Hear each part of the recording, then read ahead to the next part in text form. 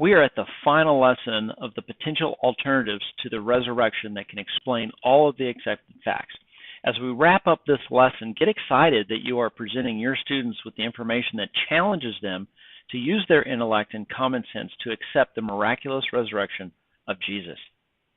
Welcome to Tested is Trained, where our goal is to present Scripture and the evidence for Christianity in a way that destroys arguments and pretensions of every kind that sets itself up against the knowledge of God in order to keep our kids in the faith. The purpose of this video is to guide your preparation for this lesson. You will have the correct answers to the questions, learn the key ideas, and gain some ideas for engaging your students in the discussion. Key takeaways for today: mass hallucinations are impossible, and the myth theory is refuted even by the accepted facts of history. Your students should also understand that many skeptics of Christianity have a very shallow criticism that can be demolished with a little common sense and logic. As we look at our questions, number one, it is possible that the disciples and other witnesses to whom Jesus appeared were hallucinating. That's false.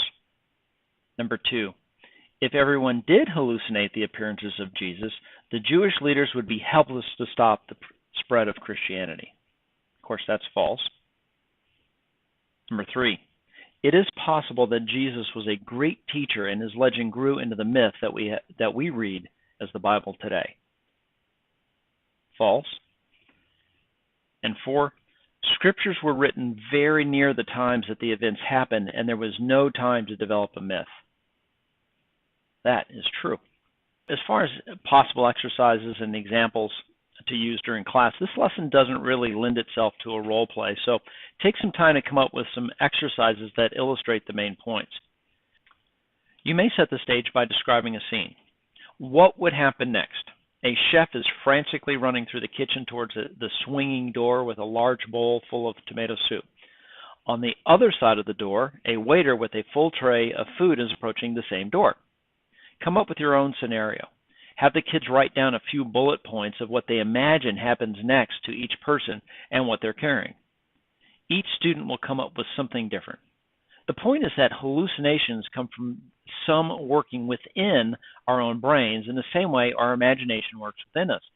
It is impossible for everyone to hallucinate the same thing at the same time. Since this is the last lesson, and it may be a bit short, you may want to take the time to assign sections to each student for the big presentation.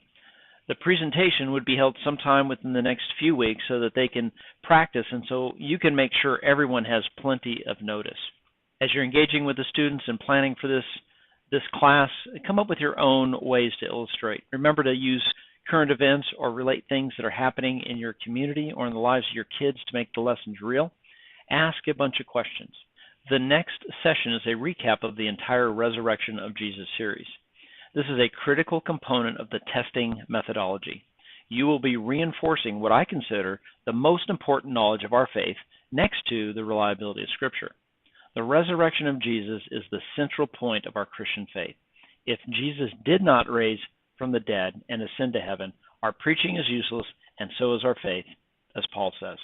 Respect your kids' intellect. Test their knowledge of Scripture and the evidence that supports the claims of Scripture, and you are training them to impact the world for Christ. I speak and train extensively on the topic of properly teaching our youth, and I'm happy to consider engaging with your organization too. Please send an email to me at q@bracebarber.com if you have any requests, questions, comments, critiques, or ideas. Have a blessed day.